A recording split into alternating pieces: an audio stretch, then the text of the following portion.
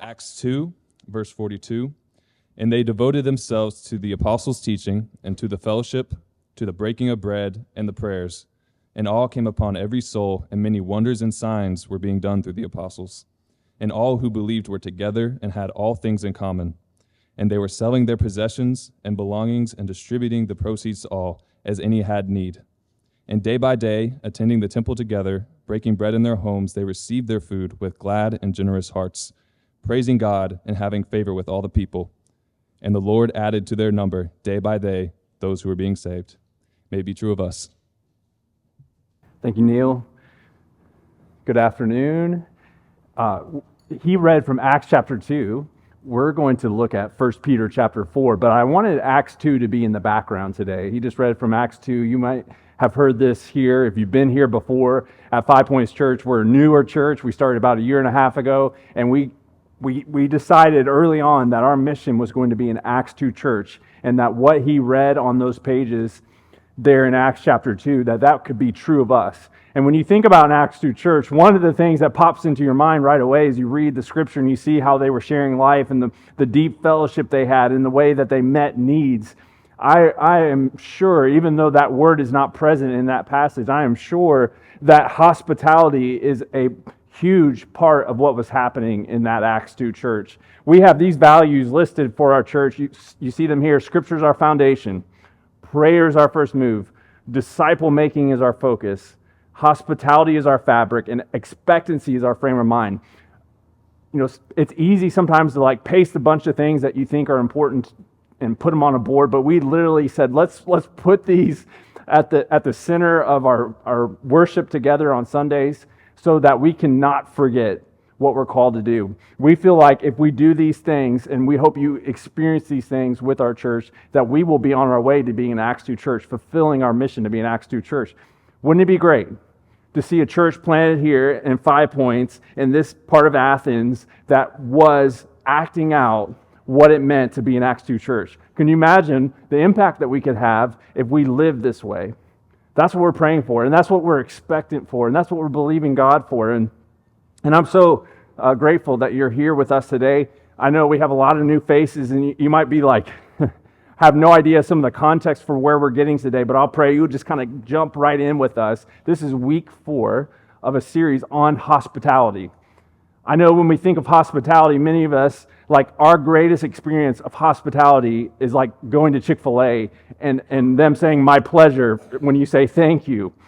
We don't get much hospitality in our culture today. It's really like something that is fading away.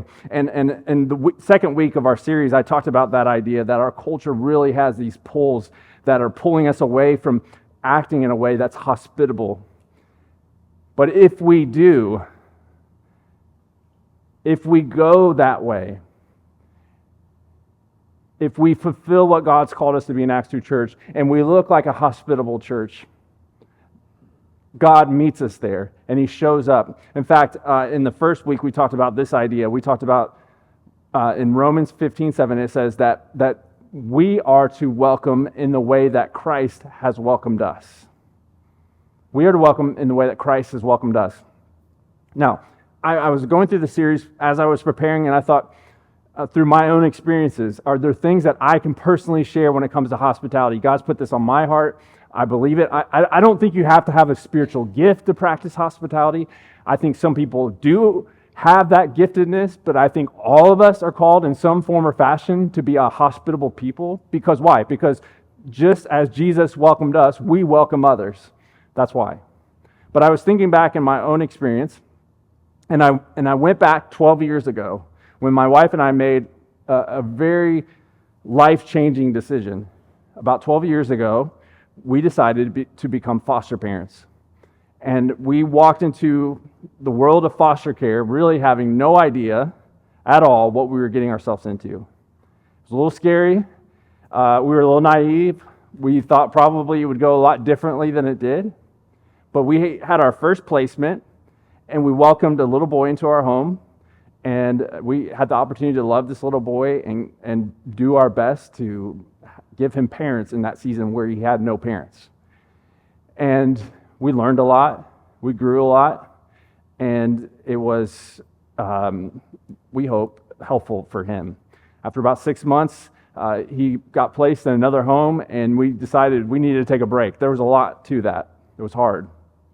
And we took our break, and then after, I don't know how, really, I can't even remember how long it was, after a while, we said, okay, we think we're ready, and we called DFACS. We're ready for another child, if there's another child that needs a place. And I think maybe it was the same day, maybe it was the next day, we got a phone call.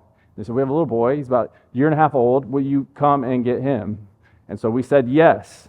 God had put in our heart, we think this is what he's calling us to do. We think God has equipped us to do this, so we're ready. We're going to go do it. So we went down, we went to the DFACS office. There's a little boy there, he's about a year and a half old, and he didn't have anything to his name. He had his little outfit on and his shoes, and that's it, and a backwards diaper. The DFACS workers didn't even know how to put a diaper on, and so we brought him home. He didn't have a coat. It was cold. It was winter. We had to stop and get a coat on the way home, and we were looking for boys' toys. We only had a little girl at the time. We didn't know what to do with boys. We still don't really know what to do with boys, right, Johnson? We have 4 girls in our household and 1 boy. And so here he was, he's jumping in at the Shimpo house, and we're trying to figure this out. And when we signed up to be foster parents, we didn't know what we were signing up for. We really didn't know all that it would entail at all, because if you knew, you would never do it. That's true about a lot of things in life. And I'm not trying to, some of you need to be foster parents in this room, so don't let me dissuade you at all. In fact, I will try to encourage you towards that if God's calling you to that. And so we brought him into our home, and what we thought maybe would be 6 months turned into another 6 months. That turned into another 6 months. And it was up and down, and it was a roller coaster, and I wish I could tell you the whole long story. I would love to do that, because we saw God work so much and do so much, and we saw a little boy who was pretty broken when he came into our home, and we saw God revive him. And I realized, as I was talking about this series on hospitality, that our foster care journey had a lot to do with hospitality. I think it's a good example of hospitality. I think in that we were welcoming a stranger. We did not know this little boy at all when we welcomed him into our home. Biblical hospitality, if you look at the word that we've gone over at several points in the New Testament, it's a Greek word that means love for strangers. We practice hospitality, yes, with the church body, but ultimately, at its most pure form, it is love for strangers. It is us showing up and meeting someone one day and realizing that God may meet me in the middle of this encounter, and I'm going to invite them into my life somehow. It's when somebody walks through the doors of our church and we have no idea who they are, and we welcome them in because Jesus has welcomed us in. That's hospitality.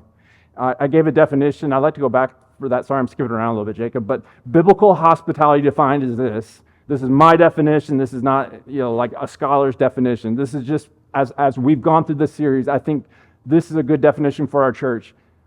Making space in our homes and lives to welcome others.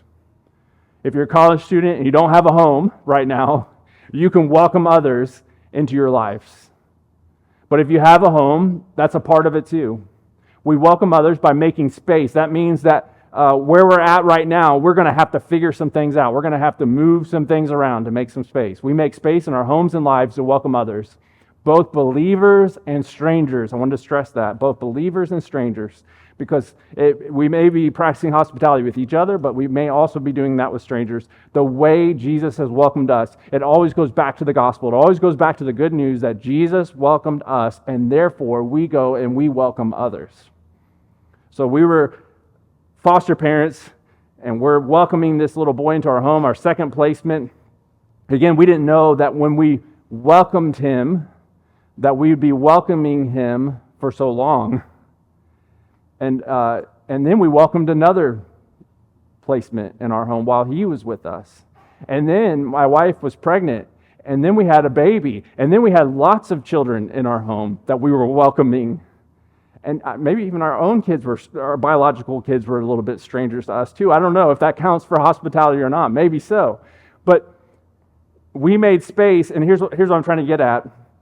The more I grew as a foster parent and then an adoptive parent, to tie that story up, some of you guys already know this, a lot of you have known our lives. Our son, Johnson, that was him who came into our home, and we had the great privilege to adopt him and to bring him into our family. He asked his permission if I could share this today, and he said yes. We are so proud to be his parents. And when I think about being an adoptive parent or a foster parent, Jen and I have opportunities from time to time to tell people about our journey and to speak to it. We always say it has immensely grown our understanding of the gospel. We get what it looks like and what it means, and I'm saying this in just like in the most like minute way. We get it because we practiced it, right? In the most smallest way. But when we think about Jesus infinitely more coming to rescue us, coming to where we were at, coming and pulling us out of where we would have otherwise been without a family, away and apart from him, and then welcoming us into his family, we got to mirror that a little bit as foster parents, as adoptive parents. And so the gospel is so rich in our eyes, so much richer than it would have been because we had the chance to work that out in our lives, because we had the chance to do that in our lives, and that is hospitality. Every time we practice hospitality, we are practicing the gospel. When we welcome strangers, when we welcome others into our lives and in our homes, we are practicing the gospel. We are putting it on display. And I'm getting way ahead of myself. I meant to say this at the very end, right? But here you go. I think you will never go beyond in your spiritual life.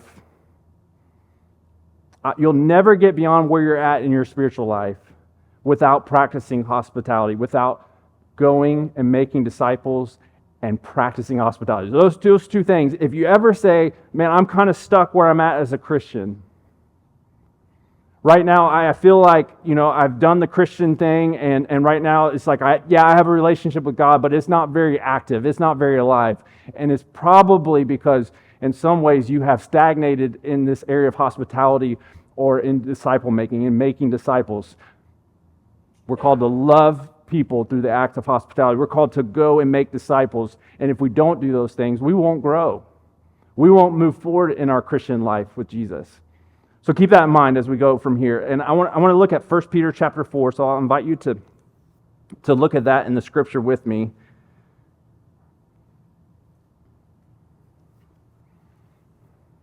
And as you turn there, I want to read an excerpt from a book called The Simplest Way to Change the World.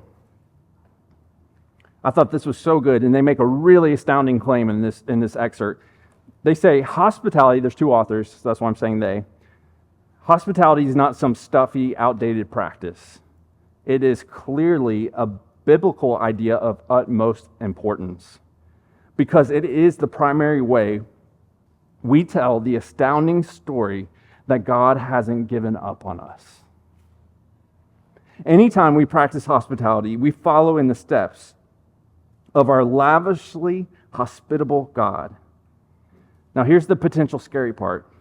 Because of our role in representing God to the world, when we don't walk in hospitality, we do not tell the truth about God. When we are cold, separated, and distant from those around us, we communicate that God is cold, separated, and distant. When we are warm, loving, and gracious, we put the gospel on display. This type of hospitality, which testifies to the character of our God, has always been a hallmark of God's people. Okay, now I want you to look at 1 Peter chapter 4, verse 7. I want you to see in these verses a picture of a live church. Verse 7 says, "The end of all things is at hand. Therefore, be self-controlled and sober-minded for the sake of your prayers. Above all, keep loving one another earnestly, since love covers a multitude of sins. Show hospitality to one another without grumbling. As each has received a gift, use it to serve one another as good stewards of God's varied grace. Whoever speaks, as one who speaks oracles of God. Whoever serves, as one who serves by the strength that God supplies, in order that in everything God may be glorified through Jesus Christ. To him belong glory and dominion forever and ever. Amen. All right. I just quickly want you to see the picture that I was seeing this week as I looked at this passage. I knew I wanted us to get to 1 Peter 4 this week, because this week, here's the idea. Here's the big idea that I'm trying to get across, that God's calling not just us as individuals to be a hospitable person, but us as a church to be a hospitable people, for us to walk this out together. And that's what you see in the New Testament church, the one that Peter is writing to here. You see this church that's alive and hospitable, right? So first, and here's the picture. I'm just going to draw it out, right? I wish I had a whiteboard and I could draw it for you, and you can make fun of my drawing. It would be great.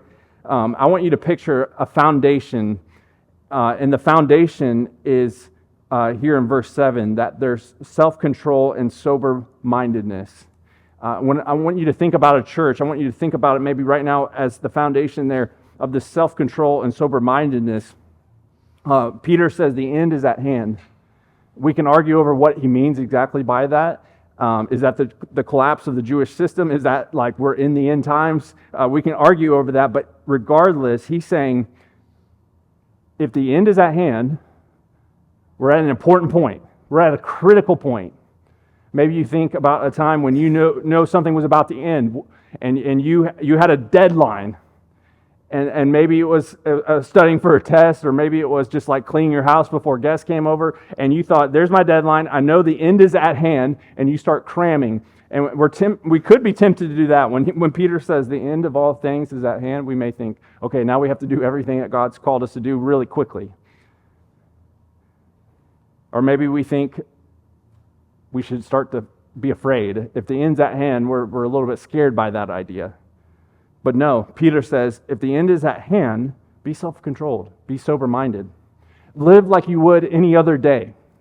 If the end is at hand, then have in your mind soberness and self-control. Live how you should live every day with Jesus.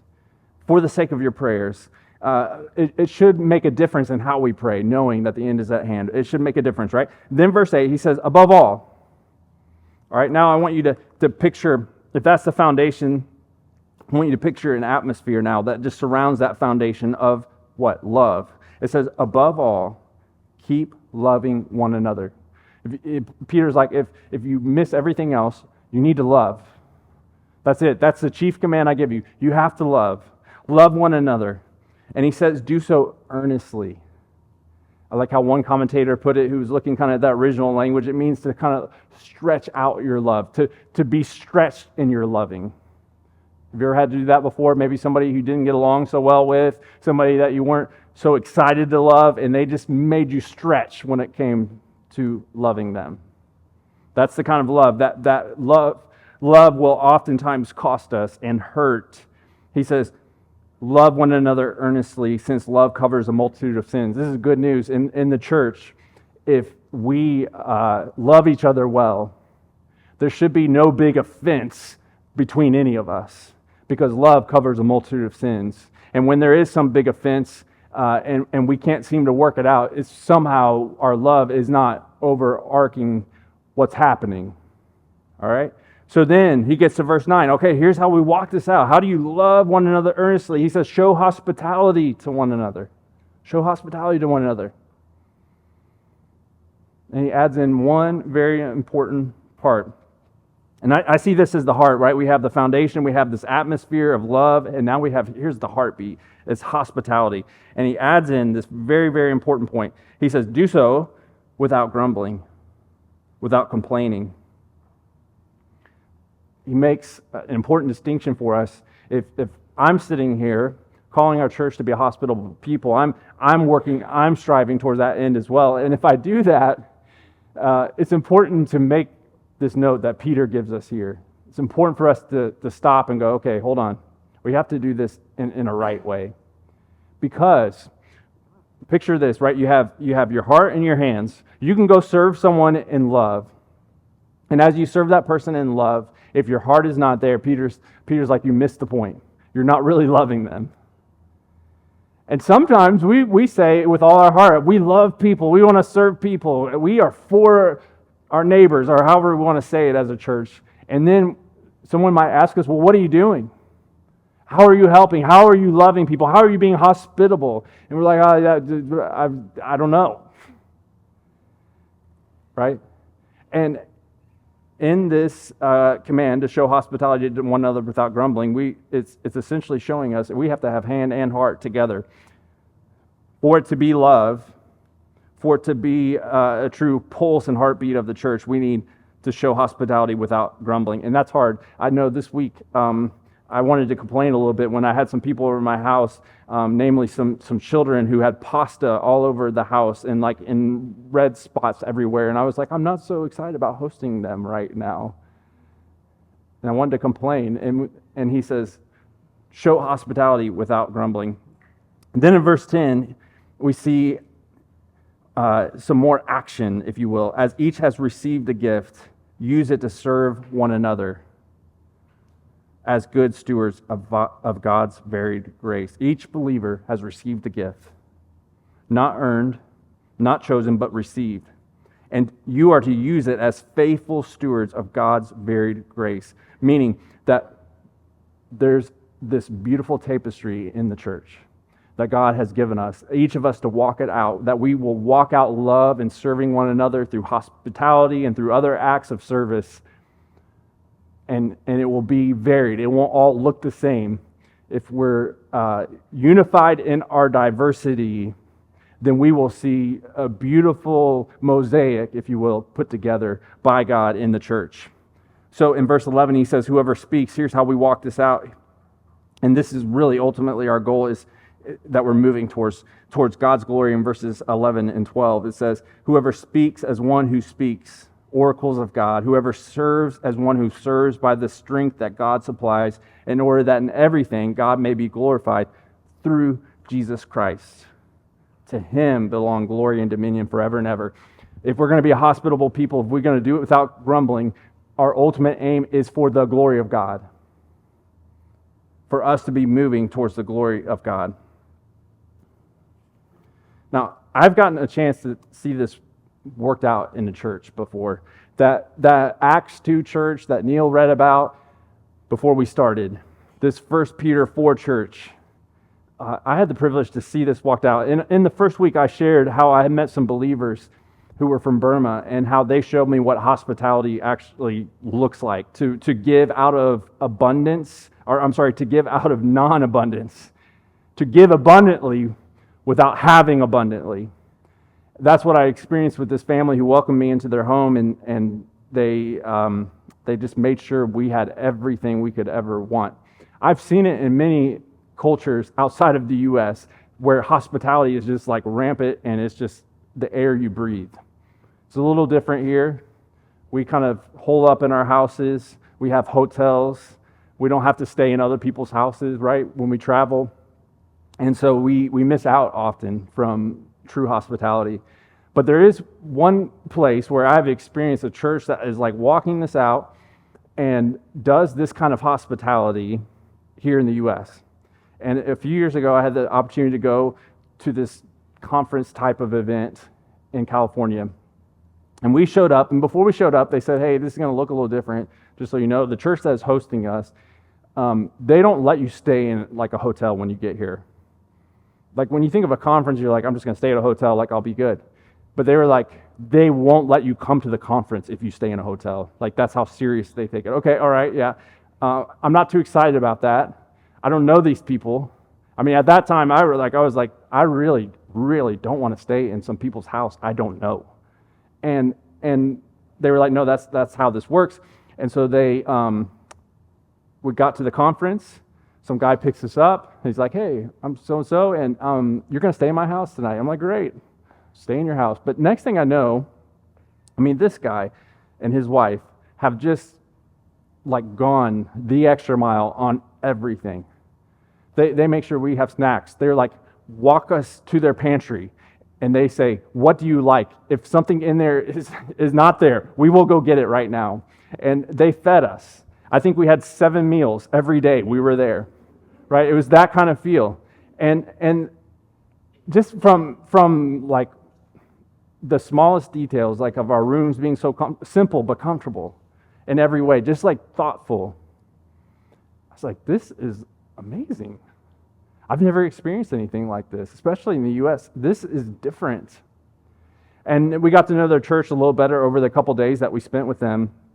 And they started telling stories, like they just naturally came out. They weren't like bragging or like saying, oh yeah, this is how our church works. They were just naturally kind of talking about, we'd ask them questions like, how does that work? And like people would just show up at their doors and they were like, well, we actually we encouraged each other to, everybody would just have like a door code on their door because we want to be able to give out each other's codes. Like everybody in the church has each other's door codes. So if they need anything, they can stop by and they'll get it. Okay. So like people just randomly show up. Sometimes they like just need to grab a little food item or something like that. And sometimes they just come over and hang out. Like we showed up the other day and it was like this family and this other family and they were hanging out with their kids and they just wanted to spend some time together. Okay, all right, yeah, that's interesting. I got you. And I thought, I think I know what it is. I think that this group of people, I thought I had it figured out. I was like, I think this group of people, like this is their culture. They grew up in this culture. This is how they are like just doing what they've always done. And I asked the pastor about that, and the pastor was like, no way. This culture has been built over 25 years. I can promise you, no one was going to anyone else's house like that 25 years ago. We built this culture where we really believe that we are looking like an Acts 2 church, and that's what we want. All right, now I know that like I'm scaring half of all of you away, and you'll never be back next week. That's great. God's got this. You're not really supposed to do this probably in like church planning, but I'm saying I want to see a church, and I think our elders are all in unison on this. We want to see a church where we truly look like an Acts 2 church. And we'd be willing to go an extra mile at times to say, yeah, we are welcoming people in a way that, so get this, when I talk to them, our friends in California, one of the things they said that they often got accused of was being a cult. Like, in fact, on their Google reviews, they're like, these people are a cult. And because it was so anti-cultural, it was so, right, going against the grain. And in that, people could not understand like how this worked and why they would act this way and why they'd be. What do you think people said about the church in Acts chapter 2? Those people are like a cult, like that Jesus cult. I guarantee you that's what they said. And so, for us to walk this out, what if people would say that about us? Like, I think that 5 Points Church, like they might be a little bit of a cult. I'm not sure. I'm not saying that's our goal, but all right. Let me wrap it up with this. When I say wrap it up, I'm pretty close, okay? I promise. Like two more things. Two major things, just to make that clear. First major thing, I'm going to give you 5 key marks for us that I think would help us know what it would look like to be a hospitable people. Here's the first one. I think it begins with availability. If you decide today that, God, I'm going for this, I'm going to choose to be available. I told this story in the first week. When I kind of made another commitment to the Lord, and I said, Lord, if I'm going to preach this, I'm going to live this. And that week, I went to the grocery store, and this random guy says, hey, will you pay for my groceries? I can't pay for it all. And I'm checking out, and I just ran out of money. And I said yes, because that, like, here was a stranger, and I needed to welcome them and love them. And there was a couple other things that happened. All I'm saying is, immediately, you'll have opportunity. But you have to be available. You have to be saying, Lord, I'm willing to be stretched in order to love people earnestly. It means that your schedule and your comfort aren't the final word. Second, prayerful. We depend on God's Spirit to lead us as we open our homes and our hearts towards others. Just to go back to my foster care story, when we were becoming foster parents, we did not do that lightly. We prayed and we said, God, is this what you want for us right now? And we did so prayerfully. We didn't just say like, hey, well, let's check this out. Let's maybe do this. So prayerfully go towards people and ideas that you may have to be a hospitable people. Intentionality is number 3. Hospitality won't just happen. We have to look for opportunities to notice and invite and to welcome.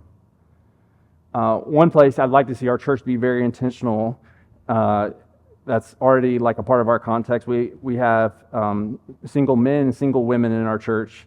And with that, that's a great gift. In 1 Corinthians, it tells us that God has gifted some to be single in the church. And with that, we have to be a church that says, okay, look, if you're over there and you may have biological family that you can be a part of for holidays, for meals.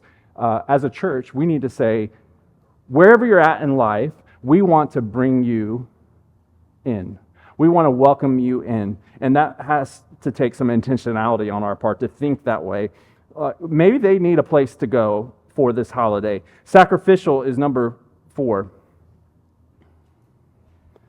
Hospitality always costs us something: time, energy, money, comfort. Again, as I've gone through this series and I've thought about, like, do I really want to do this? Or do I really want to host this thing right now? And it's like, yeah. And I want to with joy. That was what I really picked up on those friends we met in California at that church. That they didn't feel like they had to be a hospitable people. They felt like they got to be that. Restorative is the final piece of this. Hospitality doesn't just meet needs, it helps people experience God's healing presence. When we welcome people into our homes and our lives, the end goal is not just so that we entertain them, but that we help see them meet Jesus in some form or fashion. Let me just read another story from the book I mentioned earlier to get even more practical. For years, my wife, Chrissy, and I wanted to be more hospitable. We nodded along in sermons, but life was busy. Work schedules, grad school, kids, something always got in the way. Finally, one day we said, we're busy, and that won't change, but we do have Tuesday nights. What if we block that off? That simple decision was a game changer. Tuesday nights became what we call neighbor night. We plan a simple meal, usually tacos or pasta or something easy, and invite people over. Some are Christians who are struggling. Some are non-Christians we're praying for. Some are just neighbors on our minds. One of the first people we invited was our friend Kay. She had bad experiences with the church and lots of barriers to faith, but she came. We didn't have neat answers for her struggles, only food, relationship, and the assurance that Jesus loved her, and so did we. Over the years, we've seen God work. Kay now has a relationship with Jesus, and she prays fervently and speaks of God as her constant companion. We're grateful that one small part of her story was Tuesday nights. I think all of us can relate to that. In some form or fashion, we're saying there's a struggle. For us to be a hospitable people, there's something that will get in the way. All of us, it may be we don't feel like we have a place to host. It may be our schedule. It may be that we're really, really introverted. Somehow we feel the struggle, but then we can take a small step, and it's like they did, simply like, let's block off Tuesday nights. Think about what your small step could be. And then ultimately, we believe that God will bear fruit through that exercise in your life. So here's some practical ideas. We mentioned some last week. I mentioned some last week. Offer to meet someone for coffee and pay for it. Walk next door and meet your neighbor. If you haven't done that, go meet your neighbor. Give someone a ride to the doctor. Sit with someone who's alone in the dining hall. Reach out to someone in this room that you don't know already.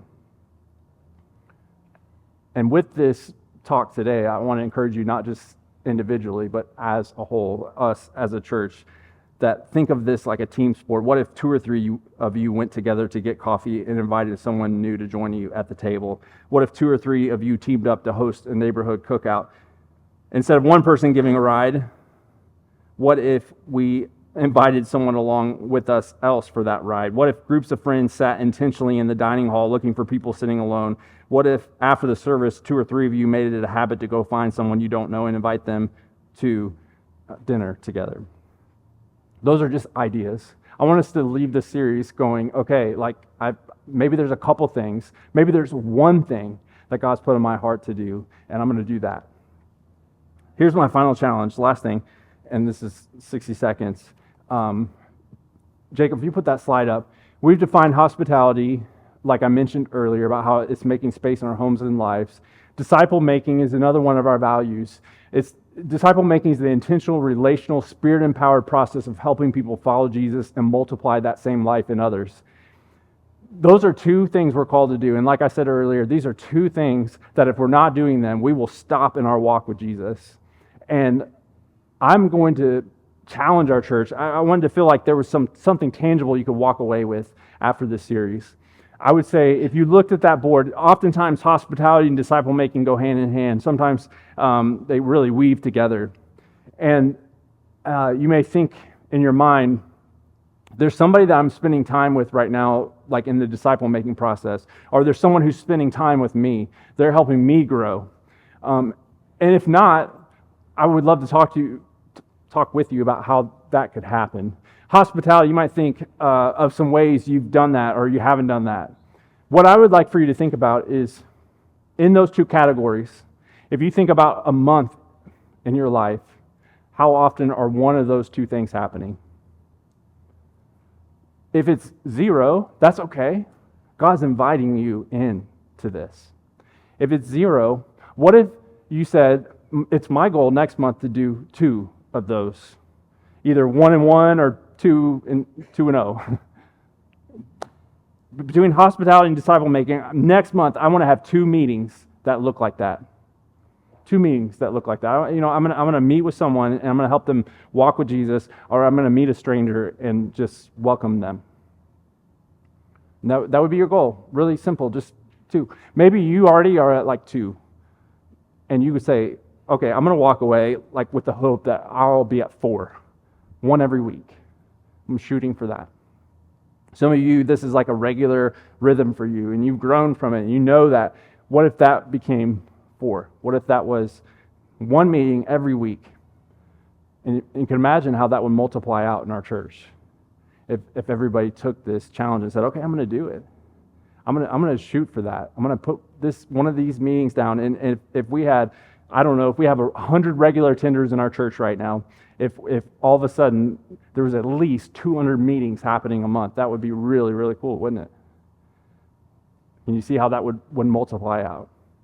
So that's what I'm praying for God to move us towards. And that's kind of the ending challenge, if you will, for this series. And I hope that you'd be willing to take it. And like I said earlier, I hope that this isn't just like you feel alone in a bubble. How can we do this together? You know, not everybody's home is going to be a place where you can like host a lot of people. Maybe you're in a season where you can't host anyone, and that's okay. But how can you go around maybe some in the church that can?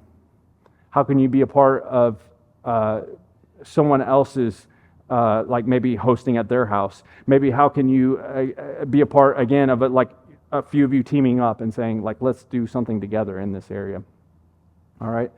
We don't have a formal program. We don't have, like, after this, like, here's sign-ups or anything. Like, it's going to take work. It's going to have to be intentional. It's going to have to be prayerful, Spirit-led.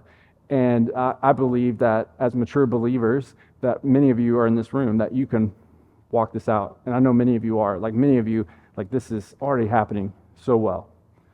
I'm going to pray for that now.